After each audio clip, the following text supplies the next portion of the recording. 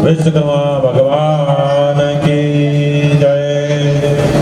बुधेश्वर महादेव की जय। द्वारकाधीश भगवान की जय। सिद्ध सनातन धर्म की जय। अन्नपूर्णा मात्र की जय। श्री कृष्ण चंद्र भगवान की जय। श्री राधा रमण लाल की जय। आज વધારે ખબર એવું લાગે છે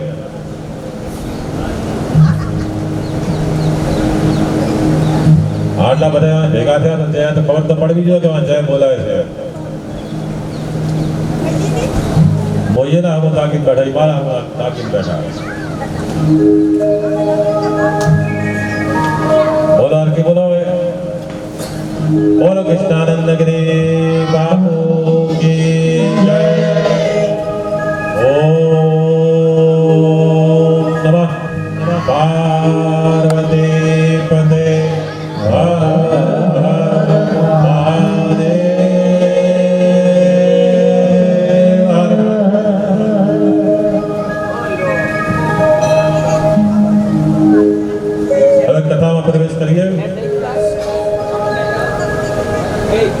काले अपने पहुंचा नारद जी व्यास जी ने पुनः पूर्व जन्म की कथा संभळावे छे अरे कहे छे के कलियुग में उगरवानो एक ज मात्र एक नाम स्मरण संकीर्तन कीर्तन थी मन में पाप बढ़े छे हृदय शुद्ध थाय छे परमात्मा हृदय में आवे छे परमात्मा ने प्राप्ति थाय छे एटले ज कथा में अवश्य कीर्तन थवुं जोईए।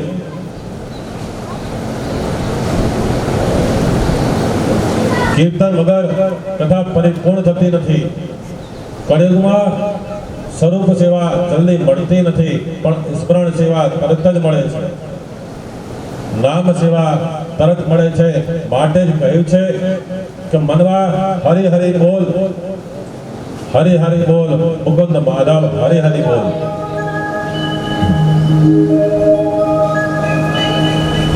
હું મારા ઠાકોરજીનું કામ તન્મયતાથી કરું છું તેથી જ ઠાકોરજીનો હું પ્રિય છું મારું કીર્તન ઠાકોરજીને ખૂબ જ પ્રિય છે તેથી હું સતત કીર્તન કરતો તેણે લોકમાં વિહાર કરું છું। नारद जी आगे कहे छे कि आप जे मान मने आपो छो ते सत्संग ने आभारी छे। सत्संग थी भील बाळको साथे रखड़नार हो देवऋषि नारद बन्यो। हो मान ने लायक बन्यो साचा संतो ने सेवा थी मारू जीवन सुधर्यु। पारसमणी लोढ़ाने कंचन करे छे पण लोढ़ाने पोताना जेवुं बनावतो नथी। ज्यारे संत तेमना संसर्गमां आवेला ने पोताना जेवा बनावे छे संत करे आपू समान। जगत में संतोनो अभाव नथी पण सद शिष्योनो अभाव छे। जेनो अधिकार सिद्ध थयो छे तेने सत्पुरुषो मळी आवे छे। ज्यारे मनुष्य संत बने छे त्यारे तेने संत मळे छे। संत बन्या पहला संत मळे तो तेने संतमां सद्भाव थशे। जेनी आत्मा ईश्वर छे ते सर्वमां ईश्वरनो अनुभव करे छे। संत शोधवाथी नहीं पण प्रभु कृपाथी ज मळे छे। જ્યાં સુધી મન દુર્જન હશે ત્યાં સુધી સંત મળતા નથી. સંત થશો તો સંત મળી આવશે. બ્રહ્માજીની આ સૃષ્ટિ ગુણ દોષોથી ભરેલી છે. સંતોમાં પણ એકાદ દોષ રહેલો હશે. પૂર્ણ સદગુણ પ્રગટ થાય તો જીવ આ શરીરમાં રહી શકતો નથી. ઈશ્વરથી તે અલગ રહી શકતો નથી. આ જીવ સર્વ પ્રકારે સુખી થાય તો શાન ભૂલે છે. સંસારના દરેક પદાર્થમાં દોષ ગુણ રહેલા છે. માટે તમારી દ્રષ્ટિને એવી ગુણમય બનાવજો કે કોઈના દોષ દેખાય નહીં. જેની દ્રષ્ટિ ગુણમય છે તે જ સંત છે. માં બાળકને શણગારી તેના ગાલ ઉપર મેચનું ટપકું કરે છે, જેથી તેને બીજા લોકોની નજર ના લાગે. એ રીતે ઈશ્વર પણ મનુષ્યમાં એકાદ દોષ રાખે જ છે, જેથી તેનામાં અભિમાન ના આવે.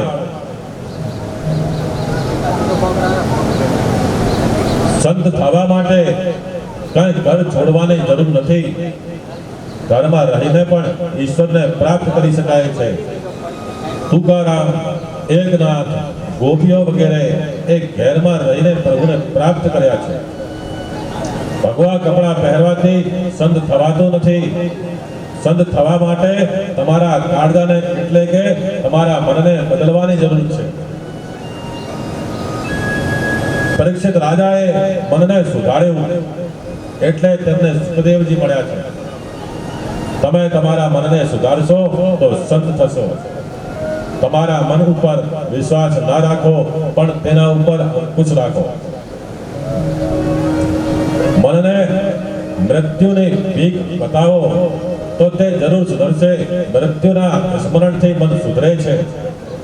મૃત્યુના વિસ્મરણથી મન બગડે છે. શંકરાચાર્ય સ્વામીએ દુઃખથી જણાવ્યું કે મનુષ્ય જાણે છે કે એક દિવસ મારે આ બધું છોડીને જવાનું છે, છતાં તે પાપ કેમ કરે છે તેનો મને આશ્ચર્ય થાય છે. તમે તમારા જીવનને સાચવજો. પરીક્ષિત રાજાના જીવનનો પલટો થયો છે, એટલે કે તેઓ રાજા મટી મહર્ષિ થયા છે. ત્યારે સુખદેવજી આવ્યા છે. સુખદેવજી ઉત્તમ વક્તા છે. તેઓ જે બોલ્યા છે તેને જીવનમાં ઉતારીને બોલ્યા છે. તેમનું વાણી અને વર્તન એક છે. એકવાર એકનાથ મહારાજ પાસે એક બહેન પોતાના પુત્રને લઈને આવી. તેણે કહ્યું કે મહારાજ, મારો પુત્ર ખૂબ ગોળ ખાય છે. તે ગોળ ખાવાને ટેવ છોડી દે તેવા કોઈ આશીર્વાદ આપો. મહારાજે તે વખતે કોઈ આશીર્વાદ આપ્યા નહીં, કારણ તેઓ પોતે ગોળ ખાતા હતા. તેમણે તે બહેનને કહ્યું, તમે થોડા દિવસ પછી તમારા પુત્રને મારી પાસે લાવજો. તે વખતે હું આશીર્વાદ આપીશ. પ્રથમ મહારાજે ગોળ ખાવાનું છોડ્યું. વિઠ્ઠલનાથ કૃપા કરો, આજથી મેં ગોળ છોડ્યો કે જેથી મારી વાણીમાં શક્તિ આવે. થોડા દિવસ પછી તે બહેન પોતાના પુત્રને લઈને મહારાજ પાસે આવી. ત્યારે મહારાજે બાળકને આશીર્વાદ આપ્યા છે. માનવને દેવ થવા માટે સંયમ, સદાચાર, સ્નેહ અને સેવા આ 4 ગુણોની જરૂરત છે. તે સત્સંગ વગર આવતા નથી. નારદજી સત્સંગથી દાસી પુત્રમાંથી દેવર્ષિ થયા છે. નારદ ચરિત્ર એ ભાગવતનું બીજારોપણ છે. સત્સંગ અને સેવાનું ફળ બતાવવાનો આ ચરિત્રનો ઉદ્દેશ છે. રામદાસ સ્વામીએ દાસબોધમાં લખ્યું છે કે જપ કરવાથી તો વિધિના લેખ પણ બદલી શકાય છે. 13 કરોડ જપ કરવાથી ભગવાનના સાક્ષાત દર્શન થાય છે.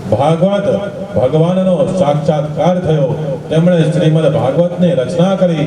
ભાગવતમાં તત્વ જ્ઞાન ઘણું છે, પણ તેનો પ્રધાન વિષય તો પ્રેમ છે. ભાગવત પુરાણ પ્રેમ પ્રધાન છે, ભક્તિ પ્રધાન છે. 18,000 શ્લોકોનો આ ભાગવત ગ્રંથ બનાવ્યો. ભાગવત એ પરમહંસોની સંહિતા છે. રાજા પરીક્ષિતને નિર્મિત બનાવીને આ સંસારના મનુષ્યને પ્રભુ પ્રેમના પાઠ ભણાવ્યા. ભાગવત ખાસ કરીને સંસારીઓ માટે છે. ભાગવત કથા મૃત્યુ લોકના માનવીને કાળ મુખમાંથી ઉગારી લે છે અને શ્રી કૃષ્ણના પ્રેમમાં તરબોળ કરી દે છે. જ્યાં સુધી ઈશ્વરમાં તમારો લય ના થાય ત્યાં સુધી આ ભાગવતનો આસ્વાદ કર્યા કરો, ભાગવત રસનું પાન કરો.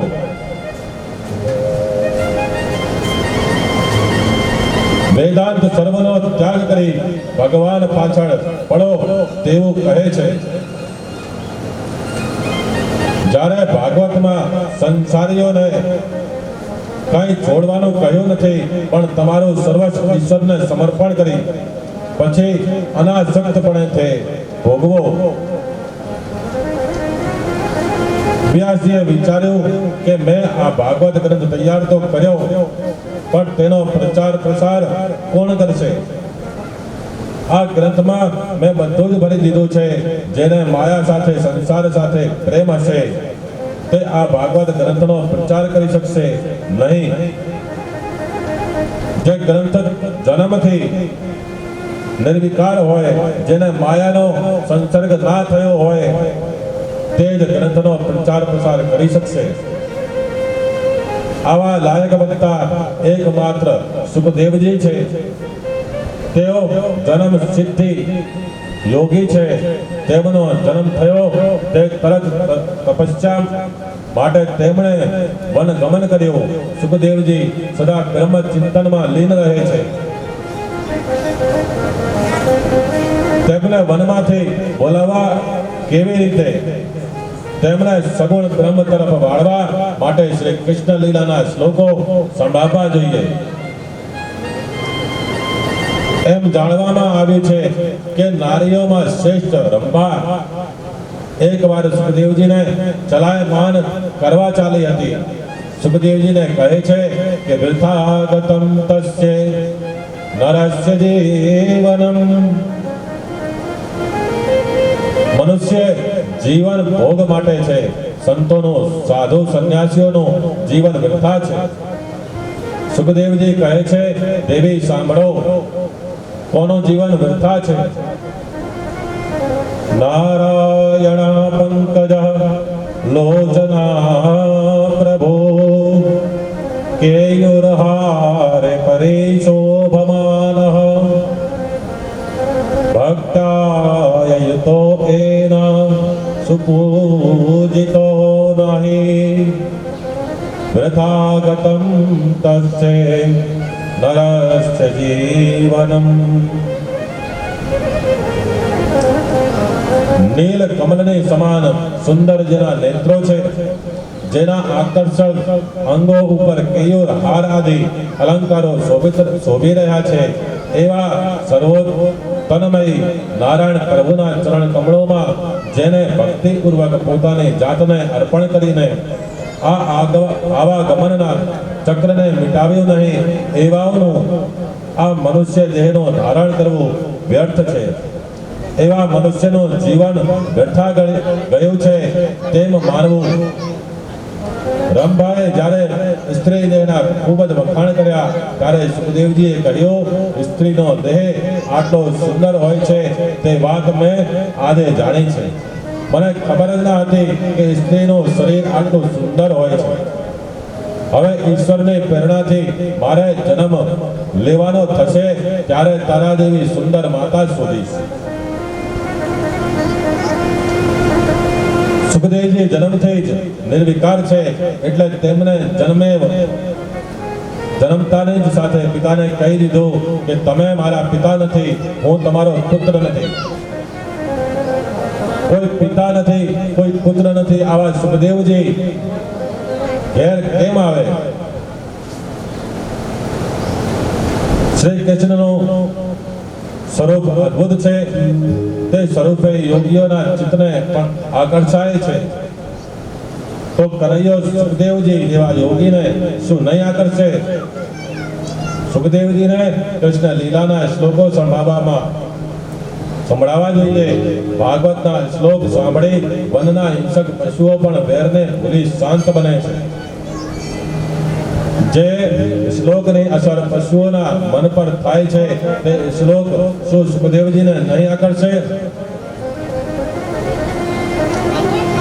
વ્યાસજીએ સુખદેવજીના મનને આકર્ષવા માટે એક યુક્તિ કરી. સુખદેવજીએ જે વનમાં ભ્રમણ કરતા હતા તે વનમાં પોતાના શિષ્યોને મોકલ્યા અને તેમને 2 શ્લોકનું ગાન કરવાનું કહ્યું. વ્યાસજીના શિષ્યો ભાગવતના આ શ્લોકોનું ગાન કરતા કરતા વનમાં ફરે છે. સુખદેવજી સ્નાન સંધ્યા કરી સમાધિમાં બેસવાની તૈયારી કરતા હતા. તે સમયે તેમના કાને આ શ્લોક સંભળાય છે. પ્રહર્ષિયમ નટવર વપો કર્ણયો કર્ણિકારમ વિભદ્રવાસમ કનકો કપીશ વેજંતિ ચામાલમ રંધાર વેણોર્ધર સુધયા પુરયન ગોપવૃંદે વૃંદારણ્યમ સ્વાપદરમણ પ્રવેશ ગીતા કીર્તિ.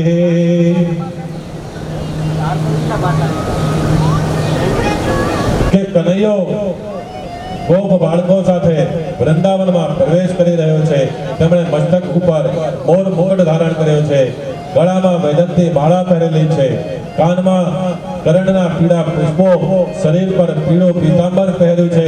શ્રેષ્ઠ નટ જેવો તેનો વેશ છે. વાંસળીના છિદ્રોને તેઓ પોતાના અધરા અમૃતથી ભરી રહ્યા છે.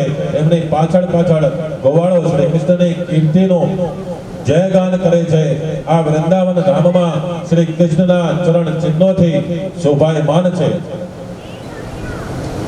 શ્રી કૃષ્ણનું સ્વરૂપ અદ્ભુત અલૌકિક છે. સુખદેવજીએ શ્લોક સાંભળ્યા.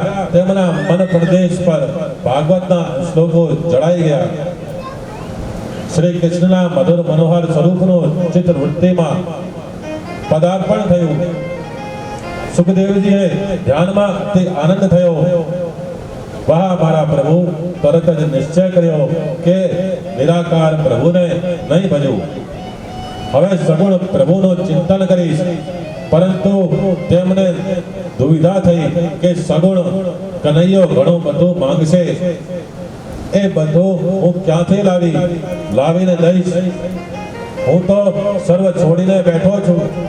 સુખદેવજીના મનમાં ગડમાથલ ચાલે છે કે નિરાકારનું ધ્યાન કરું કે સાગુણ આકારનું. યશોદાના ઘરમાં કનૈયા માખણની ખોટ હતી, છતાં તેને ઘરનું માખણ ભાવતું નથી. અને તે માને કહે છે, માં મને તો બહારનું એટલે કે ગોપીઓના ઘરનું માખણ ભાવે છે. ગોપીઓના માખણમાં નહીં પણ ગોપીઓના પ્રેમમાં મીઠાશ હતી. સુખદેવજી ને થયું કે કનૈયો તો બધું માંગશે. આથી સાકાર બ્રહ્મ કરતા નિર્ગુણ બ્રહ્મનું ચિંતન ઉત્તમ છે. તેમાં કોઈ ચીજની જરૂર પડતી નથી. સુખદેવજી આ પ્રમાણે વિચારતા હતા ત્યાં જ તેમના કાને બીજો શ્લોક સંભળાયો. અહો વકેયમ સ્તનકાલકૂટમ જિધાસયાપાયયત દયસાદવી લેભે ગતિમ ધાત્રયો ચિંતામ તતોન્યમ તવ પાદયાલ શરણમ વ્રજે. સ્તનમાં ઝેર ભરીને મારવાની ઈચ્છાથી આવેલી પૂતનાએ તેમને ગભરાવ્યા હતા, એટલે કનૈયાએ તેને માતાની ગતિ સદગતિ આપી. આવા ભગવાન શ્રી કૃષ્ણ સિવાય બીજો કોણ દયાળુ છે? જેનું શરણ ગ્રહણ કરીએ. મારા પ્રભુ દયાળુ છે. તેમણે પૂતનાને પણ યશોદા જેવી ગતિ આપી છે. શ્રી કૃષ્ણને માખણ મિશ્રીની નહીં પણ પ્રેમની જરૂરત છે. મહાભારતમાં કથા આવે છે કે ભીષ્મ પિતામહે કુરુક્ષેત્રના યુદ્ધમાં શ્રી કૃષ્ણને બાણ માર્યો છે, છતાં અંતકાળના સમયે ભીષ્મ પિતામહ સમક્ષ શ્રી કૃષ્ણ આવ્યા છે. શ્રી કૃષ્ણ તો બાણ મારનાર સાથે પણ પ્રેમ કરે, ઝેર પાનાર સાથે પણ પ્રેમ કરે. શ્રી કૃષ્ણને કોઈ વસ્તુની જરૂર નથી, એ તો માત્ર તમારા મનનો શુદ્ધ પ્રેમ માંગે છે. પદાર્થથી પ્રસન્ન થાય તે જીવ છે અને પ્રેમથી પ્રસન્ન થાય તે પરમેશ્વર છે. સુખદેવજીની શંકાનું સમાધાન થયું કે કનૈયો કઈ માંગવાનો નથી, આપણે તેને કશું આપવું નહીં પડે.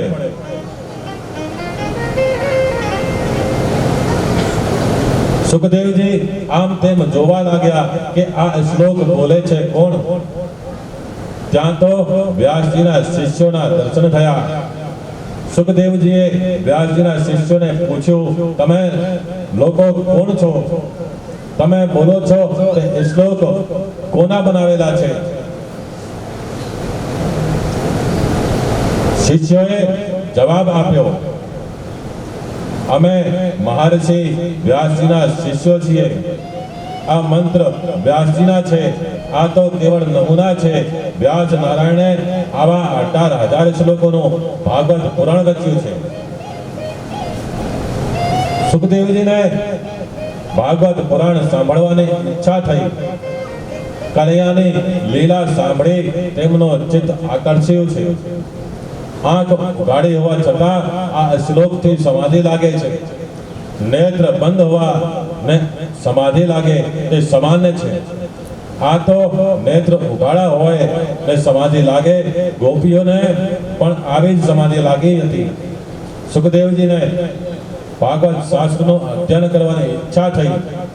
નિર્ગુણ બ્રહ્મના ઉપાસક હવે સગુણ બ્રહ્મની પાછળ પાગલ બન્યા છે. સુખદેવજીએ વિચાર્યું કે વ્યાસજી મારા પિતા છે અને હું તેમનો ઉત્તરાધિકારી છું. હું પિતા પાસે જઈ જરૂર આ પુરાણ સાંભળીશ. આજે 12 વર્ષ બાદ સુખદેવજી વ્યાસ આશ્રમમાં પાછા ફર્યા છે. તેમણે વ્યાસજીને અષ્ટાંગ પ્રણામ કર્યા છે. વ્યાસજીએ સુખદેવજીને છાતી સરખા ચાપ્યા છે. સુખદેવજીએ વ્યાસજીને કહ્યું કે પિતાજી મને આ શ્લોકો ભણાવો. વ્યાસજી સુખદેવજીને ભાગવત ભણાવે છે. સુખદેવજી કથા સાંભળી કૃતાર્થ થયા છે. આમ ભાગવત પુરાણનો પ્રચાર પ્રસાર કેવી રીતે કરવો તે વ્યાસ ભગવાનની ચિંતાનો અંત થયો છે. આ ગ્રંથના ખરા અધિકારી આત્મારામ છે, કારણ શ્રી કૃષ્ણ સર્વના આત્મા રૂપ છે.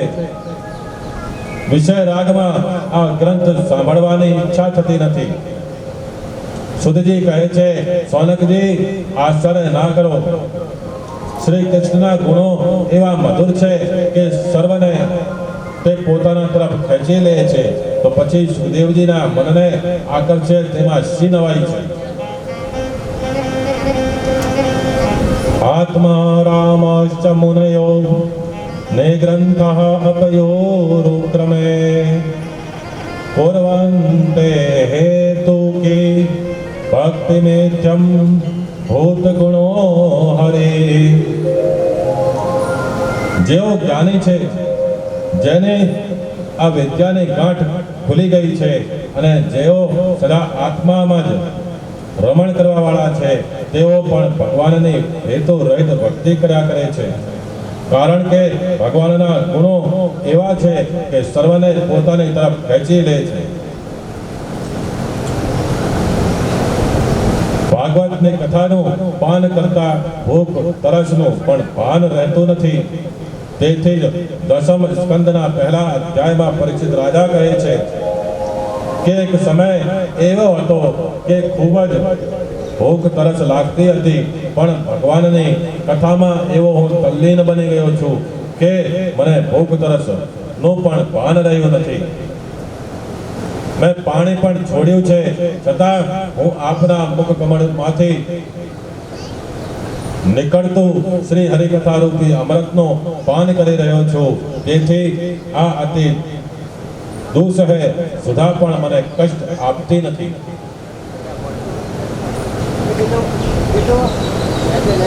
સુખદેવજી ઉત્તમ વક્તા છે.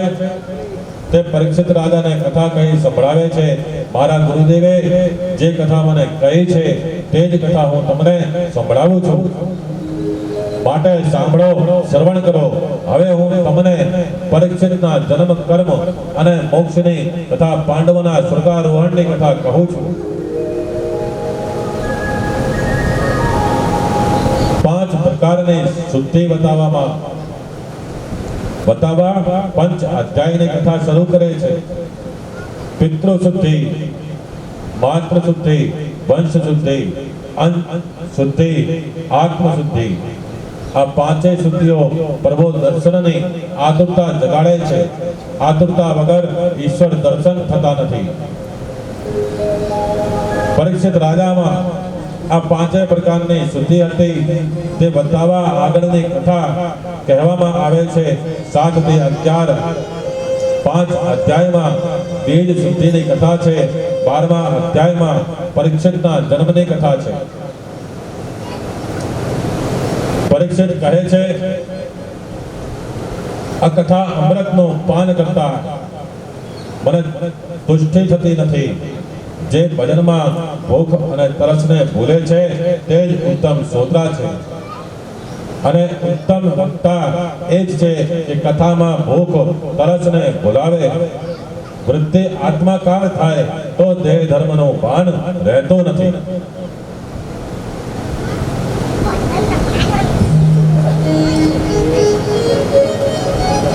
હવે અશ્વત્થામાની કથાથી શરૂઆત થાય છે કે કૌરવો અને પાંડવોનું યુદ્ધ પૂરું થયું છે. અશ્વત્થામાએ વિચાર્યું કે પાંડવો કપટથી યુદ્ધમાં જીત્યા છે, હું પણ કપટથી જ પાંડવોને મારીશ. પાંડવો સૂઈ ગયા હશે ત્યારે તેઓને મારીશ, પણ જેને કૃષ્ણ સાચવે તેને કોણ મારે? મારી શકે. શ્રી કૃષ્ણે સૂતેલા પાંડવોને જગાડ્યા અને કહે, ચાલો મારી સાથે ગંગા કિનારે. પાંડવો કોઈ પણ પ્રશ્ન કર્યા વગર તેમની સાથે ચાલવા લાગ્યા. પ્રભુ ઉપર એમને કેટલો વિશ્વાસ હશે. એના માટે કવિએ ગાયું છે કે હરે મારો ગાડો ક્યાં લઈ જાય રે. હરે તો ગાડો મારો ક્યાં લઈ જાય, કોઈ ન જાણો.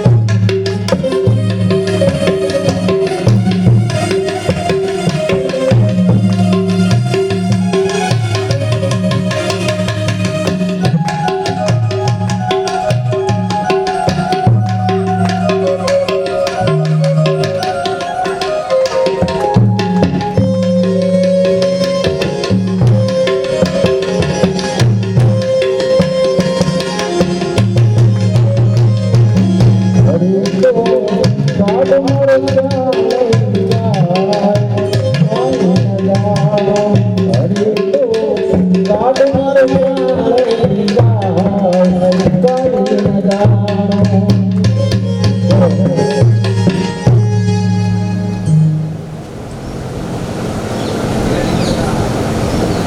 હરે મારું ગાડું ક્યાં લઈ જાય?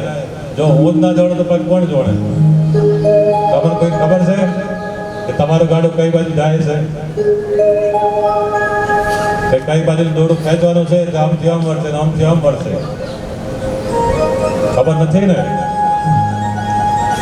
તે એવી જ રીતે દ્વારકાનાથ કહે તે જ કરવાનું. પાંડવો પોતાને સ્વતંત્ર ગણતા નથી પણ પ્રભુને આધીન ગણે છે. એટલે જેમ પ્રભુ કહે તેમ જ કરે છે. આજકાલ સ્વતંત્રતાનો અર્થ જુદો કરવામાં આવ્યો છે. ખરી રીતે જોઈએ તો સ્વતંત્ર તે જ છે કે જેના જીવનમાં સંયમ છે, જે પરમાત્માને આધીન છે. તમે પણ કોઈ સાધુ સંત માતા પિતાને આધીન રહેજો. શ્રી કૃષ્ણ પાંડવોને લઈ ગંગા કિનારે આવે છે. તમે કેના આધીન છો? શું કોઈના આધીન? કોઈ 8 વાગે ઉઠે, કોઈ 9 વાગે ઉઠે, કોઈને મેળ આવે તો 12 વાગી જાય, કહીએ 12 વાગે આવે તો આવે 2 વાગે. તેવી રીતે તમે કોઈના આધીન નથી. તમને તો પ્રભુએ દ્રૌપદીના પુત્રોને કહ્યું છતાં તેઓ આવતા નથી. બાળક બુદ્ધિ હતી તે કહે છે તમને તો ઊંઘ આવતી નથી પણ અમને તો ઊંઘવા દો. તમારે જવું હોય તો જાઓ, મહેરબાની કરી અમને નિરાંતે ઊંઘવા દો. તમે બધા પહેલા એમ કહેતા, ખબર છે તમારા છોકરા તમને એમ કહે છે કે તમારે ઉઠવું હોય તો ઉઠો, ને કે અમને તો હોઈ રહેવા દો, અમારે કોણ છે, અમારે તો કોણ છે કે.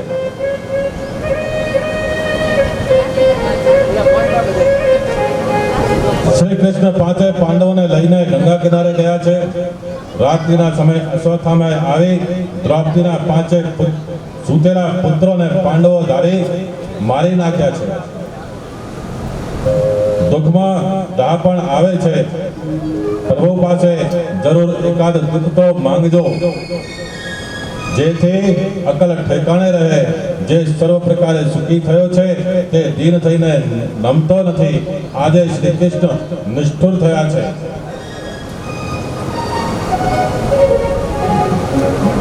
તેઓ દ્રૌપદીના ચોધાર આંસુ સામે જોતા નથી.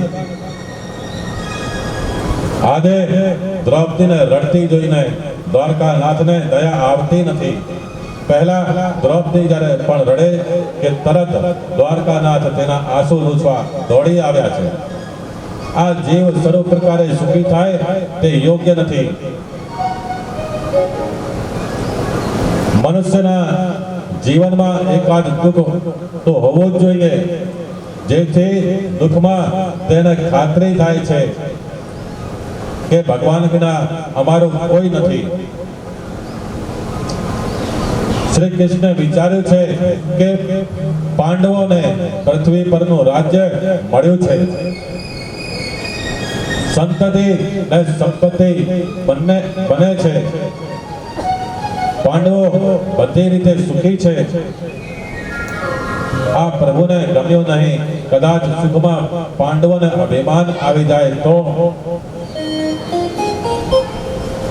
અભિમાનથી તેમનું પતન થશે. આવા શુભ આશ્રયથી પ્રભુએ પાંડવોને દુઃખ આપ્યું છે. શાન ભાન ઠેકાણે લાવવા ક્યારેક પ્રભુને નિષ્ઠુર બનવું પડે છે. પ્રભુમાં શ્રદ્ધા હોય તેને જ સમજાય છે કે દુઃખના દિવસોમાં પ્રભુ ગુપ્ત રીતે સહાય કરતા હોય છે.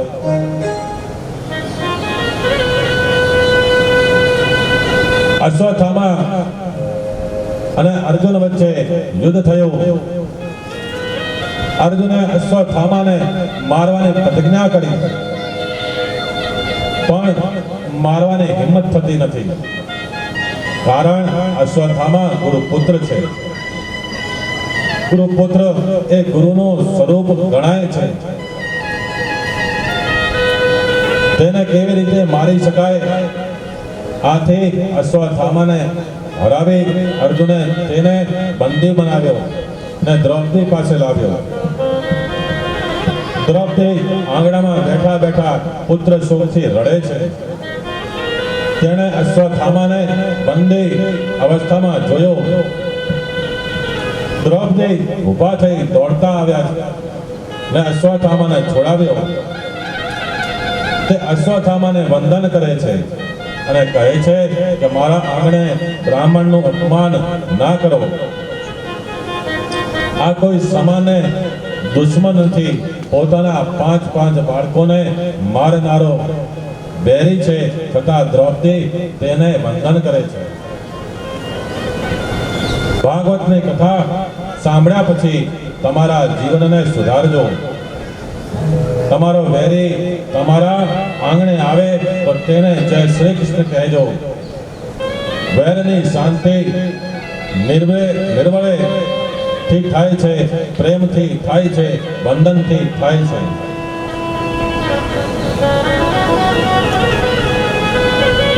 શ્રી કૃષ્ણ કહેવાનો અર્થ એ જ કે જે મને દેખાય છે તે કૃષ્ણમય છે. આત્મા વિચારે છે ખરેખર દ્રૌપદી વંદનીય છે. તે કહે છે દ્રૌપદી લોકો તારા વખાણ કરે છે તે ખરેખર સાચા છે. તારા જેટલા વખાણ કરું તેટલા ઓછા છે, કારણ કે તે વેરનો બદલો પ્રેમથી આપ્યો છે. દ્રૌપદીના ગુણથી વ્યાસજી પણ તન્મય બન્યા છે. દ્રૌપદીને ભામા કહીને સન્માની છે. દ્રૌપદી કહે છે એને છોડી દો, મને એને મારશો નહીં. તે ગુરુપુત્ર છે. જે વિદ્યા દ્રોણાચાર્યજીએ પોતાના પુત્રને ના શીખવી તે વિદ્યા તમને શીખવી છે. બ્રાહ્મણ પરમાત્માનું સ્વરૂપ છે, તેને વંદન કરાય, મરાય નહીં.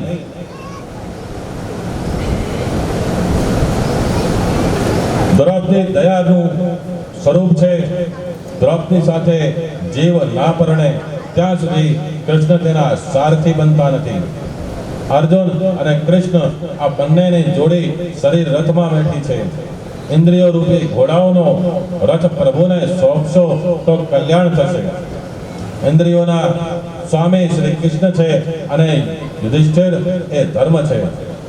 જે ધર્મને મોટો માને છે તેના પરમાત્મા સારથી બને છે. આજે તો લોકો ધર્મ નહીં પણ ધનને મુખ્ય ગણે છે.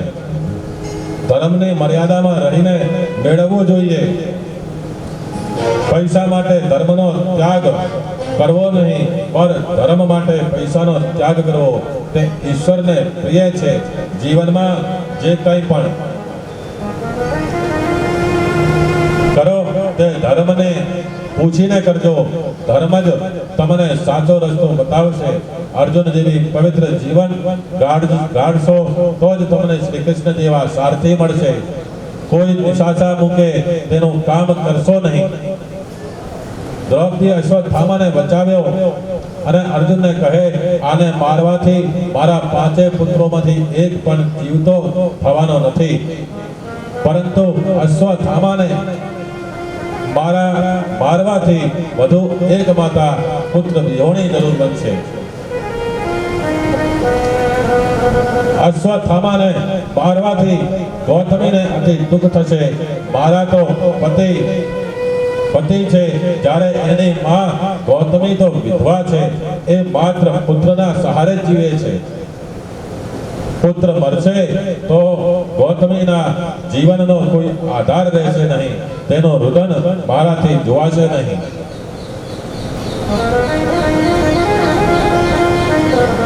કોઈના આશીર્વાદ ના લો તો કઈ નહીં, પણ કોઈના નિશાચા તો લેશો નહીં. કોઈ નિશાચા નાખે એવું કૃત્ય કરશો નહીં. જગતમાં બીજાને રડાવશો નહીં, પણ જાતે જ રડો. રડવાથી પાપ ભળે છે. ભીમ અર્જુનને કહે છે કે આ બાળ હત્યારા ઉપર શેની દયા કરાય, તારી પ્રતિજ્ઞાનું શું? અર્જુન બે ઘડી મૂંઝવણમાં મુકાઈ ગયો.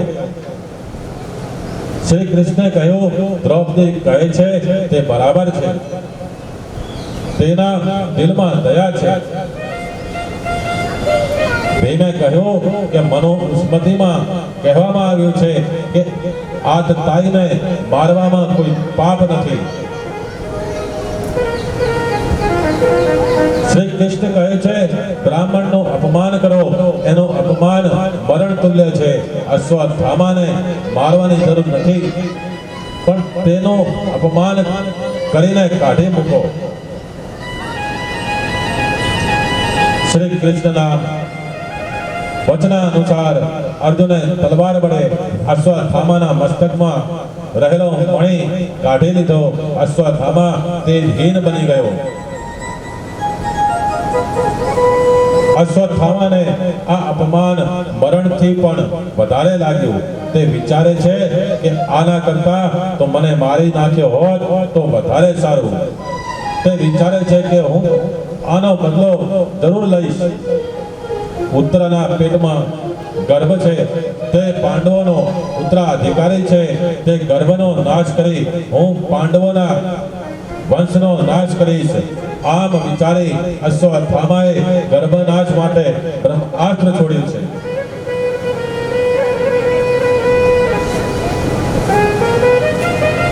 ઉત્તરા વ્યાકુલ થયા. તેમને ખબર હતી કે વિપત્તિમાં સાસુજી શ્રી કૃષ્ણને યાદ કરે છે અને કૃષ્ણ તેમને મદદ પણ કરે છે. બ્રહ્માસ્ત્ર ઉત્તરાના શરીરને બાળવા લાગ્યું.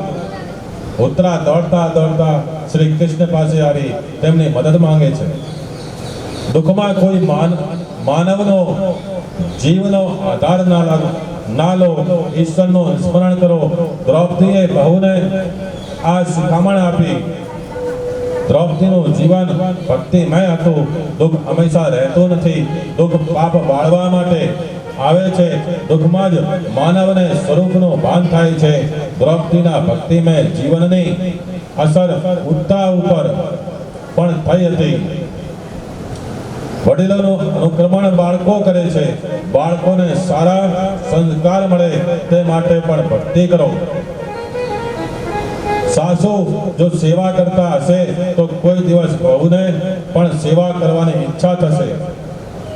બાપ જો વહેલો ઉઠતો હશે તો છોકરાને પણ કોઈ દિવસ વહેલો ઉઠવાની ઈચ્છા થશે.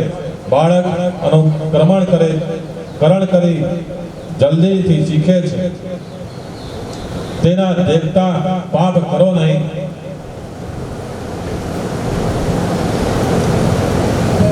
દ્રૌપદીની શિખામણથી ઉત્તરા દુઃખમાં પાંડવો પાસે નહીં પણ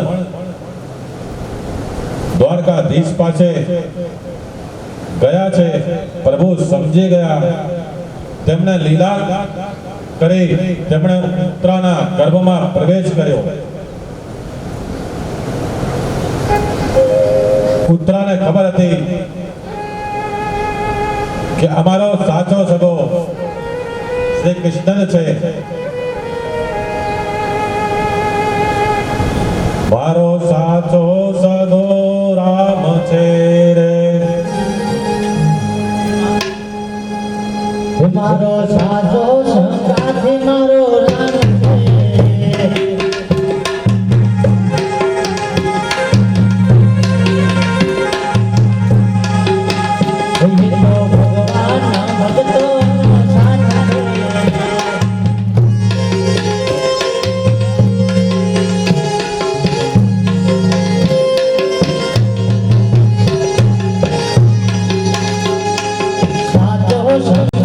મારો રામ છે.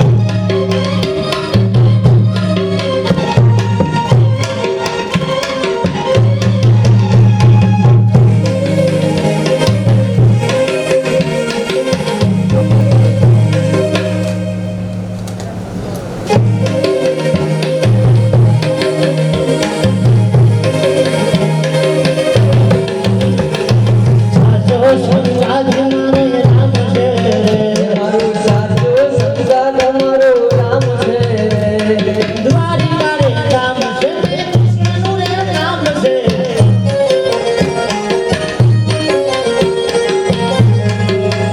મારે મુરલી મારા નયન સાથ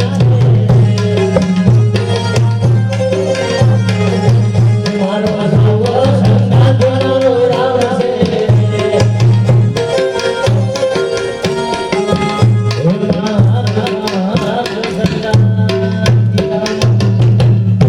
શ્રી ભાગવત ભગવાન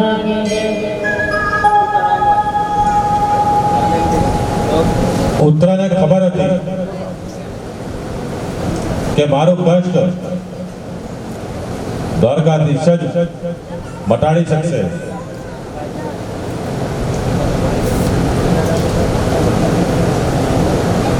એટલે જ ઉત્તરા દુઃખમાં પાંડવો પાસે નહીં પણ દ્વારકાધીશ પાસે ગયા છે. પ્રભુ સમજી ગયા, તેમણે લીલા કરી, તેમણે ઉત્તરાના ગર્ભમાં પ્રવેશ કર્યો છે. શ્રી કૃષ્ણ ઉત્તરાના ગર્ભમાં રહેલા પરીક્ષિતનું સુદર્શન ચક્રથી રક્ષણ કરે છે. દરેક જીવ માત્રનું રક્ષણ માતાના ગર્ભમાં ઈશ્વર કરે છે. બહાર આવ્યા બાદ પણ ઈશ્વર એનું રક્ષણ કરે છે. ગર્ભમાં તો જીવાત્મા હાથ જોડીને પરમાત્માને સતત નમન કરે છે, પણ બહાર આવ્યા બાદ તે બે હાથ છૂટા તેનું નામ છૂટી જાય છે, તે પરમાત્માને ભૂલી જાય છે. પરમાત્મા ગર્ભ અવસ્થા, બાલ અવસ્થા, દરેક અવસ્થામાં જીવનું રક્ષણ કરતો રહે છે. પરંતુ માનવી જવાનીમાં આવે ત્યારે અકળાઈથી ચાલી પરમાત્માને ભૂલી જાય છે અને બોલે છે કે કયા છે પરમાત્મા, હું ઈશ્વરમાં માનતો જ નથી.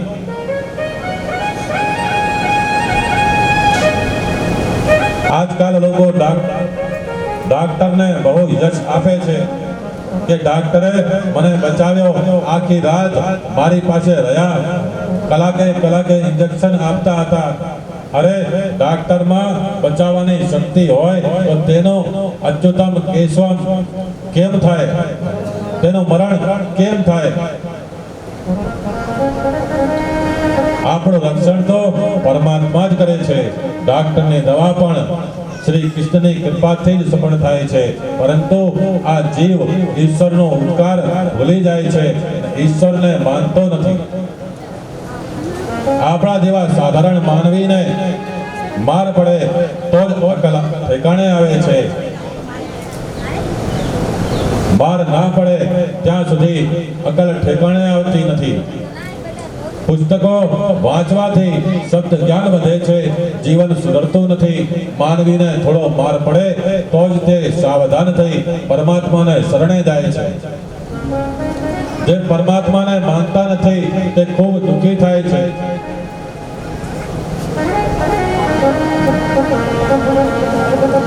તેનો અતિશય પતન થાય છે. તમે પરમાત્માને ભૂલશો નહીં. તમારા બધા દુઃખો પરમાત્માને જણાવજો, જગતના જીવોને જણાવશો નહીં. ઉત્તરા મદદ માટે પાંડવો પાસે ના જતા શ્રી કૃષ્ણ પાસે દોડી ગયા છે. શ્રી કૃષ્ણે તેના ગર્ભનું રક્ષણ કર્યું છે. પરીક્ષિતને માતાના પેટમાં જ ભગવાનના દર્શન થયા છે. તેથી પરીક્ષિત ઉત્તમ શ્રોતા છે. ભગવાન દેવકીના પેટમાં ગયા નથી, પણ તેને ભ્રાંતિ કરાવી છે કે તેના ગર્ભમાં પ્રભુ જાતે બેઠા છે. શ્રી કૃષ્ણે સુદર્શન ચક્રથી બ્રહ્માસ્ત્રનું છેદન કરી પરીક્ષિતનું રક્ષણ કર્યું. ત્યારબાદ તેઓ દ્વારકા જવા તૈયાર થયા છે. જગતનો દરેક વ્યવહાર ભક્તિરૂપ હોય તે પુષ્ટિ માર્ગ ભક્તિ છે. કુંતાજીએ મર્યાદા ભક્તિ છે. મર્યાદા ભક્તિ પહેલા આવે છે, ત્યારબાદ પુષ્ટિ ભક્તિ. મર્યાદા ભક્તિ એ સાધન છે, તેથી આરંભમાં આવે, અને પુષ્ટિ ભક્તિ છે, સાધ્ય છે, એટલે અંતમાં આવે. ભક્તિ માર્ગમાં ભગવાનનો વિરહ સહન થતો નથી. દ્વારકાનાથ દ્વારકા જવા તૈયાર થયા. કુંતાજીનો હૃદય ભરાયું છે. તેમને એવી ઝંખના થઈ છે કે હું 24 કલાક શ્રી કૃષ્ણને નિહાળ્યા કરું. શ્રી કૃષ્ણના વિયોગમાં કુંતાજી વ્યાકુલ થયા છે. ભગવાનનો રથ જે રસ્તા પરથી જવાનો હતો, તે રસ્તા પર આવી કુંતાજી હાથ જોડીને ઊભા છે. વૃદ્ધ અવસ્થા છે. બે દાસીઓનો ટેકો લીધો છે. આંખમાંથી ધીરે ધીરે પ્રેમ અશ્રુઓ નીકળે છે. મારા શ્રી કૃષ્ણ મને છોડીને જાય છે. દ્વારકાનાથનો રથ આવ્યો. કુંતાજીને જોઈ પ્રભુ રથમાંથી નીચે ઉતર્યા છે. કુંતાજી પ્રભુને વંદન કરે છે, પગે લાગે છે. રોજ શ્રી કૃષ્ણ કુંતાજીને પ્રણામ કરે છે. ત્યારે આજે કુંતાજી ભગવાનને વંદન કરે છે. વંદનથી પ્રભુ બંધનમાં આવે છે. વંદન કરો ત્યારે કરેલા પાપોને યાદ કરો. તમારું હૃદય દીન બનશે. શ્રી કૃષ્ણ કહે છે કે ફોઈબા, આ શું કરો છો? હું તો તમારા ભાઈનો દીકરો છું. તમે પ્રણામ કરો તે ના શોભે. કુંતાજી કહે છે કે હે કૃષ્ણ, આજ દિન સુધી હું મારા ભાઈનો દીકરો ગણતી હતી, પણ આજે મને સમજાયું છે કે આપ ઈશ્વર છો, સર્વના પિતા છો. કુંતાજી વાત્સલ્ય ભાવથી શ્રી કૃષ્ણના મુખને નિહાળે છે. કુંતાજી ભગવાનની સ્તુતિ કરે છે. નમઃ પંકજનાભાય નમઃ પંકજમાલિને નમઃ પંકજનેત્રાય નમસ્તે પંકજ જડાંધ્યે. જેને નાભીમાંથી બ્રહ્માનો જન્મ થયો છે, જેને સુંદર કમળોની માળા ધારણ કરી છે, જેમના નેત્રો કમળ સમાન વિશાળ છે, જેના ચરણોમાં કમળનું ચિહ્ન છે, એવા શ્રી કૃષ્ણ આપને હું વારંવાર નમન કરું છું. ભગવાનની સ્તુતિ રોજ 3 વાર કરવી. સવારે, બપોરે અને રાત્રે સૂતા પહેલા. તે ઉપરાંત સુખમાં અને દુઃખમાં પણ સ્તુતિ કરવી. અંતકાળે સ્તુતિ કરવી. અર્જુન દુઃખમાં સ્તુતિ કરે છે. કુંતાજી દુઃખમાં સ્તુતિ કરે છે, જ્યારે ભીમ અંતકાળે સ્તુતિ કરે છે.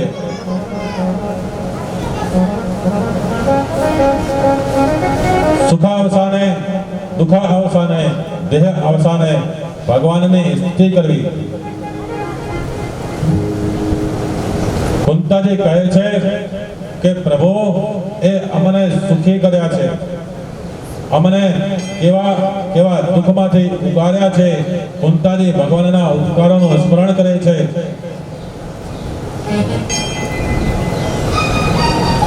તેઓ પ્રભુના ઉપકારોને ભૂલ્યા નથી. હું વિધવા થઈ, મારા બાળકો નાના હતા, ત્યારે પ્રભુ તમે જ મારું રક્ષણ કર્યું. ભગવાન દરેક જીવમાં માત્ર ઉપર અનેક ઉપકાર કરે છે, પણ જીવ એ ઉપકારને ભૂલી જાય છે. કુંતાજી અતિ સુખમાં પણ પ્રભુના ઉપકારને ભૂલ્યા નથી, જ્યારે મનુષ્ય અતિ સુખમાં સુખના દિવસો ભૂલી જાય છે. આપણે બીમારીમાંથી બચીએ ત્યારે અમુક દવાથી સારું થયું, અમુક ડોક્ટરે બચાવ્યો તેમ માનીએ છીએ, પણ પ્રભુએ સારું કર્યું તેમ કહેતા નથી. બિચારો ડોક્ટરની દવા ઇન્જેક્શનમાં બચાવવાની શક્તિ છે, જો ડાક્ટર જ બધાને બચાવતો હોય તો ડાક્ટરને ઘેર કોઈ દિવસ છેલ્લો વરઘોડો નીકળે જ નહીં. આપણે જોઈએ છીએ કે ડાક્ટરનો બાપ તથા ડાક્ટરનો દીકરો પર મરણને શરણ થઈ જાય છે.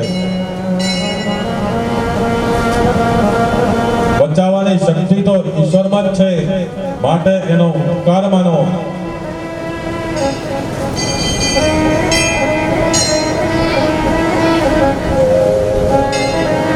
અને વિચારો કે સુખમાં આપણા બધા સાથી હોય છે, પણ જ્યારે દુઃખ આવે ત્યારે ત્યાંથી બધા નોખા પડી જાય છે. એટલે કવિએ ગાય છે કે સુખો મેં સબ સાથી, દુઃખો મેં ના કોઈ.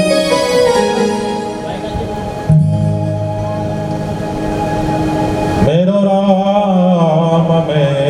राम तेरा नाम जन कोई जीवन याने जाने समाया, जो थी माया जो थी काया, जो थी माया जो थी काया, और काया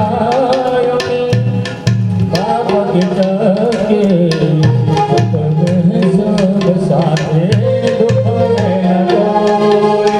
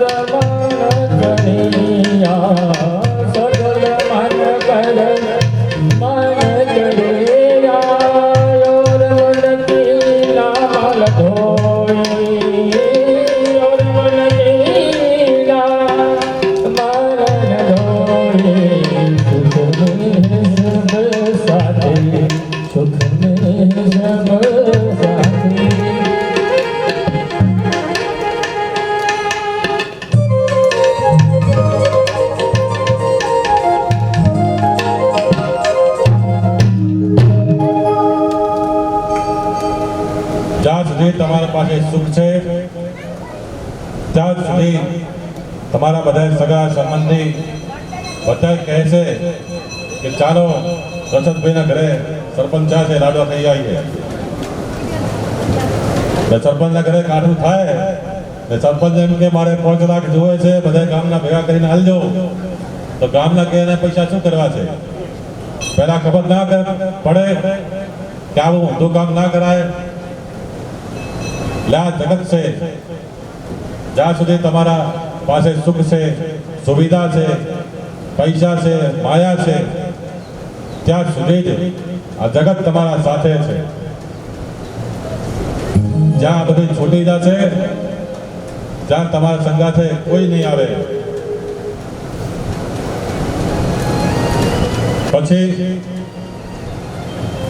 જળ વિના નદી શોભતી નથી, પ્રાણ વગર શરીર શોભતું નથી, ચાંદલા વગર સૌભાગ્યવતી સ્ત્રી શોભતી નથી. તેમ હે શ્રી કૃષ્ણ, આપ વિના પાંડવો શોભે નહીં.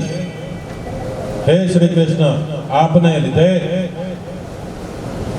અમે સુખી છીએ. આપે જ લક્ષાગ્રહમાંથી અમને ઉગાર્યા હતા. ભીમને ઝેરના લાડુ ખવડાવ્યા ત્યારે આપે જ તેને બચાવ્યો. ભર સભામાં મારી દ્રૌપદીની સાડી દુશાસન ખેંચવા લાગ્યો. હે દીનાનાથ, આપે જ તેને ઢાંકી હતી. આપે જ તેની લાજ રાખી હતી. જેને તમે ઢાંકો તેને કોણ ઉગાડો કરી શકે? ગોપીઓ પણ ગોપી ગીતમાં ભગવાનના ઉપકારોનું વર્ણન વારંવાર સ્મરણ કરે છે. તે કહે છે કે યમુનાજીના વિષમયે જળથી થનાર મૃત્યુથી અજગરના રૂપમાં ખાઈ જનાર અંધકાસુર, તે ઇન્દ્રની વર્ષા, આંધી, વીજળી, દવાનળથી આપે અમારું રક્ષણ કર્યું છે. હે નાથ, હું તમારી છું. મારા ઉપર તમારા અનંત ઉપકાર છે. કુંતાજી કહે છે, હે દ્વારકાધીશ, હું આપના ઉપકારનો બદલો સી રીતે વાળીશ? હું તો આપના ચરણોમાં વારંવાર વંદન કરું છું. તમને તો અનેક સ્વરૂપ લેતા આવડે છે. એક સ્વરૂપ દ્વારકામાં મોકલજો. તમે મારા ઘરમાં જ વિરાજજો. તમે મારી આંખથી દૂર થશો નહીં. તમારો વિયોગ મારાથી સહન થશે નહીં. કુંતાજીનો દાસ્ય મિશ્ર વાત્સલ્ય ભાવ હતો. કુંતાજી કહે છે, તમે દ્વારકાના ના જાઓ એવું કહેવાનો મને કોઈ અધિકાર નથી. પરમાત્મા તો સ્વતંત્ર છે. તેઓ સર્વશક્તિમાન છે. તેથી જ કહું છું કે આપ દ્વારકા ભલે પધારો, પણ મને એક વરદાન આપીને જાઓ. કુંતાજીએ શ્રી કૃષ્ણ પાસે દીન મને જે માંગ્યું છે તેવું કોઈએ માંગ્યું નથી, માંગશે પણ નહીં. વિપદા સંતોના શાશ્વત તત્ર તત્ર જગત ગુરુ ભવતો દર્શનમ યસ્યા તપોનર્ભ દર્શનમ. કે હે જગતના ગુરુ, અમારા જીવનમાં ડગલે ને પગલે સદા વિપત્તિઓ આવતી રહે. વિપત્તિઓમાં આપના દર્શન થયા કરે. આપના દર્શન માત્રથી જન્મ મૃત્યુનો શકંજામાં આવું પડતું નથી. હે નાથ, અમારા ઉપર વિપત્તિઓની જડી વર્ષે તોય પણ અમને તમારા દર્શન થાય. હે નાથ, તમે તો ભક્તજનોના રક્ષાહાર છો. એમની ઈચ્છા પૂરી કરો. ભક્તોની સહાયતા કરવા જરૂર પડે તો મનુષ્ય રૂપે પૃથ્વી પર આવો છો. હે નાથ, મારી બુદ્ધિ બીજે ક્યાંય આમ તેમ ના ભટકે, પણ તમારા ચરણ કમળમાં નિરંતર સ્થિર થાય એમ કરો. હું આપને વારંવાર વંદન કરું છું. દુઃખમાં માણસને ડાપણ આવે છે. દુઃખમાં જીવ પ્રભુ પાસે જવા ઈચ્છે છે. વિપત્તિમાં જ પ્રભુનું સ્મરણ થાય. એટલે વિપત્તિ જ જીવનની સાચી મૂડી છે. વિપત્તિ એ ખરેખર વિપત્તિ નથી ને સંપત્તિ એ ખરેખર સંપત્તિ નથી, પરંતુ પ્રભુનું વિસ્મરણ થાય એ જ સાચી વિપત્તિ છે. પ્રભુનું વિસ્મરણ કાયમ માટે રહે તે જ સાચી સંપત્તિ છે. કુંતાજીએ પ્રભુ પાસે એવું વરદાન માંગ્યું છે કે મારે માથે મોટા મોટા દુઃખના પ્રસંગો આવી પડે, શ્રી કૃષ્ણ કહે, ભોયબા, તમે આ શું માંગો છો? આજ દિન સુધી તમે અનેક દુઃખના પ્રસંગો ભોગવ્યા છે. હવે સુખનો વારો આવ્યો છે. શું હજી દુઃખ ભોગવવાની ઈચ્છા છે?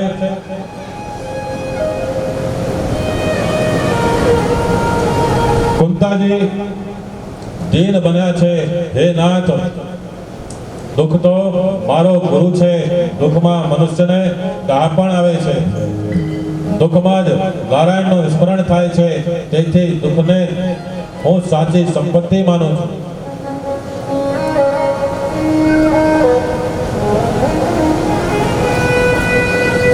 આપણને દુઃખ આવે શું કરે આપણે?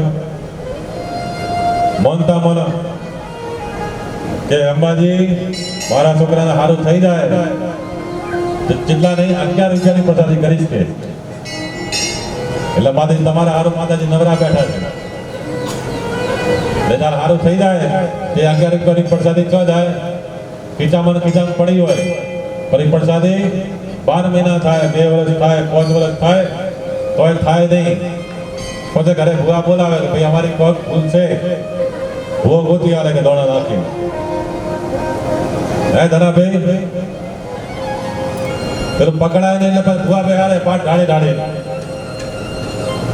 કે દોણા નાખો ને ગોતો કે હવે એલા ભાઈ તારી ભૂલ છે તે કરી છે ભગવાન શી ખબર. તો માતાજીને કહેવા આવવાના હતા ને માતાજી એને કહેવા આવતા તો તમે માતાજીના ભગત હતા તો તમને જ પહેલા કહેવા આવે ના આવે? ભુવાને કેમ આવે? ભુવા કેમ મોનતા મોની છે? ભુવા મોનતા મોની ભુવા પાસે જાય માતા એક ચને પાસે જાય આપણા પાસે આવે.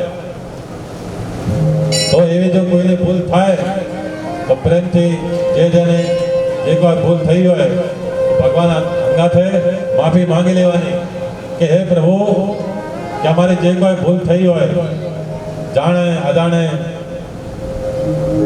એ અમને માફ કરજો. તમે મોટા છો, અમે નાના છીએ. તમે પિતા સમાન છો, અમે તમારા બાળક સમાન છીએ. એટલે પિતા હંમેશા છોકરાના દુર્ગુણ કે કોઈ પણ ભૂલ દેખાય તો સમજાવે છે.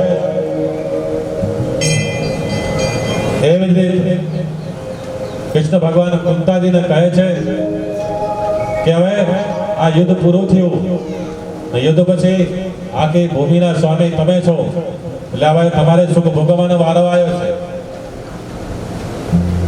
તો તમે દુઃખ કેમ માંગો છો?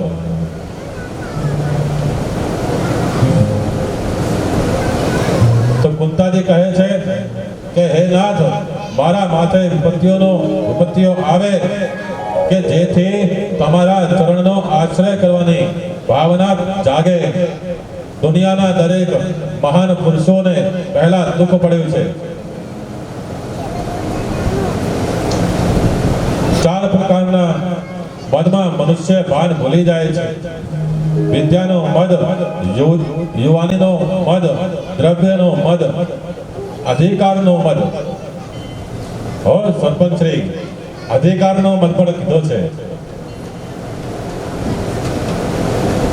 આ 4 પ્રકારના મદથી મનુષ્ય ભગવાનને ભૂલી જાય છે. અરે પોતાનું બાળક રડતું હોય તો તેને છાનું રાખવા પ્રોફેસર પણ તાળી વગાડે છે. પણ જ્યારે કથામાં આવે તારે ભજનમાં કીર્તનમાં તાળી વગાડવાનું કહો તો શરમ આવે છે.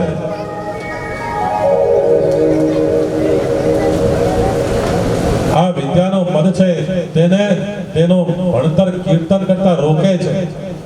આમ 4 પ્રકારના મદથી જીવ ઉન્મત્ત બને છે અને મારું અપમાન કરે છે.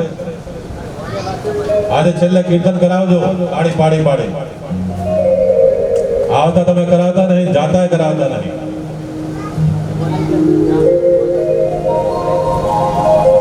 મહાભારતમાં પણ કહેવામાં આવ્યું છે કે સર્વ પ્રકારના રોગોનો જન્મ મદમાંથી થયો છે. માટે દીન બની પ્રાર્થના કરો. અમારા જન્મનો પ્રયોજન ઘણી રીતે બતાવવામાં આવે છે, પરંતુ મારું માનવું છે કે દુષ્ટોનો વિનાશ કરો એ તમારા જન્મનું પ્રધાન કર્તવ્ય છે. પરંતુ તમારા ભક્તોને પ્રેમનો દાન કરવા નાથ તમે આવ્યા છો. મને વાસુદેવે કહેલું છે કે કંસના ત્રાસથી હું ગોકુળમાં જઈ શકતો નથી. તમે ગોકુળમાં જઈ કનૈયાના દર્શન કરજો. હે નાથ, તમે ગોકુળમાં બાલ લીલા કરતા હતા ત્યારે હું તમને જોવા આવી હતી. તમારું એ બાળ સ્વરૂપ હજુ ભૂલાતું નથી. યશોદાએ તમને બાંધ્યા હતા તે ઝાંખી હજુ ભૂલાતી નથી. તમે નાના હતા ત્યારે હું ગોકુળમાં આવી હતી. હું મથુરા પિયરમાં ગઈ હતી ત્યારે મારા ભાઈ વાસુદેવે મને કહ્યું હતું કે બહેન, હું તને એક વાત જણાવું છું જેને કોઈ જાણતો નથી. નંદ બાવાના ગોકુળમાં લોકો જેને કનૈયો કહે છે તે મારો જ દીકરો છે. કંસની બીકના લીધે મેં એને નંદ બાવાના ઘેરમાં રાખ્યો છે. ત્યાં હું જઈ શકતો નથી. બહેન, તમે આવ્યા તે સારું થયું. મારા લાલાને જોવા માટે એકવાર જરૂર ગોકુળમાં જાઓ. હું ભાઈના કયા પ્રમાણે તમને જોવા માટે ખાસ ગોકુળમાં આવી. તે દિવસે તમે ઘરમાં જ ચોરી કરી હતી. ઘોડી ફોડી હતી. યશોદા મૈયાનો વાત્સલ્ય ભાવ હતો. મારો લાલો બાળ છે, એને હાથમાંથી ચોરી કરવાની ટેવ પડી છે. તે સારું નથી. અત્યારે તે દહીં માખણની ચોરી કરે છે. મોટો થઈ પૈસાની ચોરી કરે તો આજે તો લાલાને જરૂર સજા કરીશ. લાલાને ખાંડણી ઉપર ચડીને ચોરી કરી હતી. તેથી યશોદા મૈયાને નક્કી કર્યું છે કે એને ખાંડણી સાથે જ બાંધીશ. પણ લાલો બંધાતો નથી. તે ગોકુળમાં બાળક થઈને રહ્યો છે. શ્રી કૃષ્ણ પરમાત્મા છે, તે દોરીથી બંધાતા નથી. ઐશ્વર્ય શક્તિ માને છે કે શ્રી કૃષ્ણ મારા પતિ છે, મારા પતિને કોઈ બાંધે તે મારાથી જોવાય નહીં. તેથી ઐશ્વર્ય શક્તિ દોરીમાં બે આંગણ ટૂંકી થાય છે. યશોદા મૈયા બીજી ત્રીજી દોરી બાંધે છે, પરંતુ શ્રી કૃષ્ણ બંધાતા નથી. ગોપી યશોદા મૈયાને સમજાવે છે, માં, આજે તને શું થયું છે? યાદ કર, જ્યારે તારા ઘરમાં દીકરો ના હતો ત્યારે તું તો રડતી હતી. તે ઘણા દેવોની બાધા રાખી. ત્યારે આ દીકરો થયો છે તે આખા ગામને પ્રાણથી પ્યારો છે. તે અમારા ઘેર આવીને પણ ઘણા તોફાન કરે છે. તો શું અમે તેને બાંધવાનો વિચાર પણ કર્યો નહીં? માં, તને જરા દયા આવતી નથી. યશોદા મૈયા આજે આવેશમાં છે. કહે છે કે તમે ઘેર જાઓ.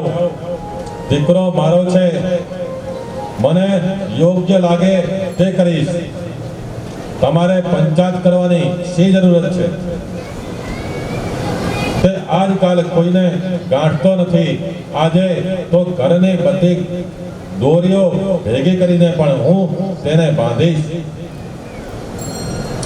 યશોદા મૈયા ઘણી બધી દોરીઓ ભેગી કરી લાલાને બાંધવાનો પ્રયત્ન કરે છે, પણ દોરી બે આંગળ ઓછી જ થાય છે. શ્રી કૃષ્ણ ગાલમાં ધીરે ધીરે હસે છે. યશોદામાં ચીડાય છે. આજે ગમે તે થાય, હું તને બાંધીશ. લાલો માને મનાવે છે કે માં, હવે હું કોઈ દિવસ ચોરી નહીં કરું. આજનો દિવસ તું મને છોડી દે.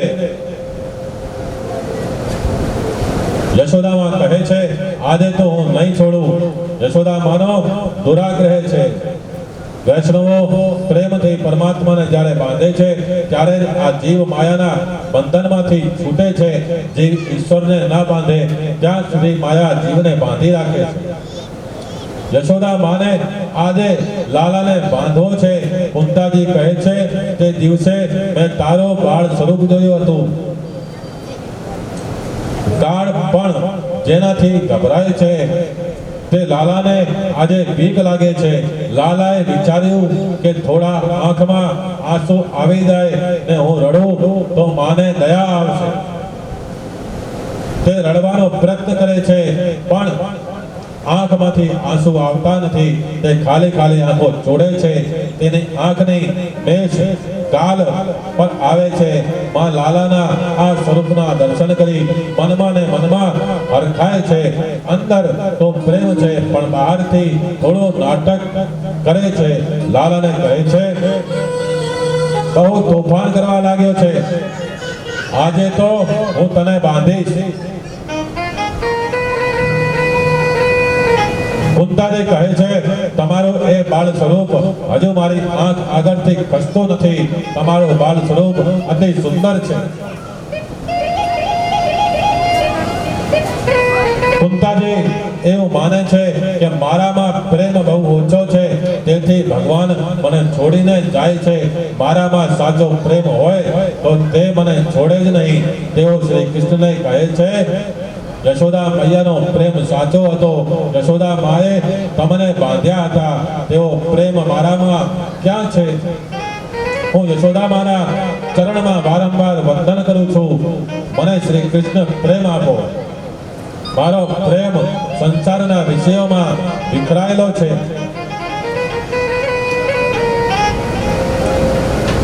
કુંતાજી શ્રી કૃષ્ણને વારંવાર વંદન કરે છે. વંદન પરમાત્માને બંધનમાં નાખે છે. વૈષ્ણવો વંદનથી જ ભગવાનને વશ કરે છે. 2-3 મિનિટ થાય કે મનથી ઠાકોરજીના દર્શન કરે છે. ભગવાનના ચરણમાં વંદન કરો. આમાં એક પૈસાનો ખર્ચ નથી. શરીરને જરા પણ ત્રાસ નથી. તમે જે દેવની પૂજા કરો છો તે દેવના 2-3 મિનિટ થાય એટલે દર્શન કરો. તમે જ્યાં છો ત્યાંથી દર્શન કરો. વંદન કરવાની ટેવથી ભગવાનને તમારા ઉપર જરૂર દયા આવશે. કેટલાક લોકો મંદિરમાં બહુ સેવા કરતા હોય તો એવું સમજે છે કે આ મંદિર હું ચલાવું છું. ભગવાન કહે છે, મારું મંદિર તું શું ચલાવવાનો હતો? તારું ઘર તું ચલાવતો નથી. તો ભાન ભૂલ્યો છે. મેં જ બધું તને આપ્યું છે. માનવને વહીવટ કરવાનું કામ સોંપ્યું છે. માનવ તનનો માલિક નથી તો પછી ધનનો માલિક કેવી રીતે થાય? કુંતાજી વારંવાર વંદન કરે છે. મર્યાદા ભક્તિ આ પ્રમાણે પુષ્ટિ ભક્તિના વખાણ કરે છે.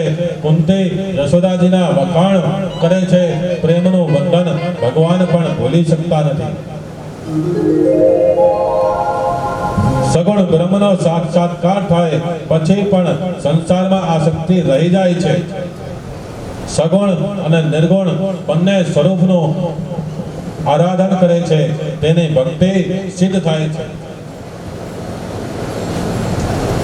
સાધનોની સાથે જોડાયેલા સ્નેહના દૃઢ બંધનને આપ કાપો. આપ એવી દયા કરો કે મને અનન્ય ભક્તિ પ્રાપ્ત થાય. કુંતાજી આ પ્રમાણે સ્તુતિ કરે છે. શ્રી કૃષ્ણ કૃષ્ણ સખો કૃષ્ણયોશ્ચ ભાનિધો રાજન્યા વંશદેહના નપવર્ગ વીર્યા ગોવિંદ ગોદિજ સુરાતિર્હરતારઃ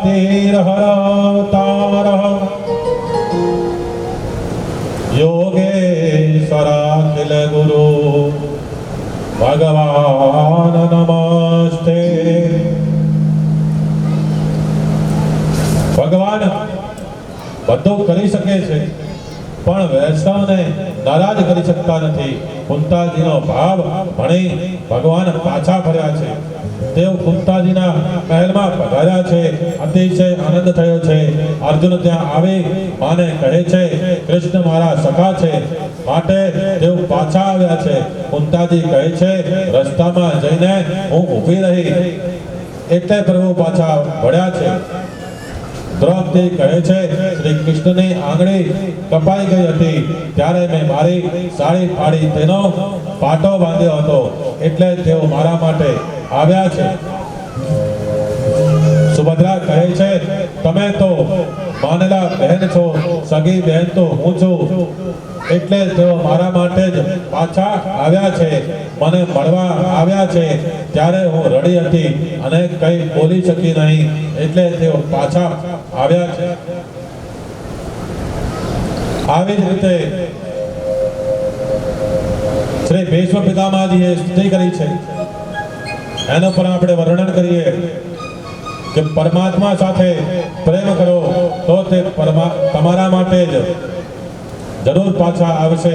ભીષ્મ આચાર્યનો પ્રેમ અતિ દિવ્ય હતો.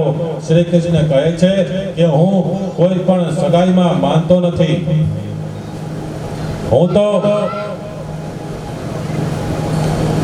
सबसे ऊंचे प्रेम सगाई में मानो छू.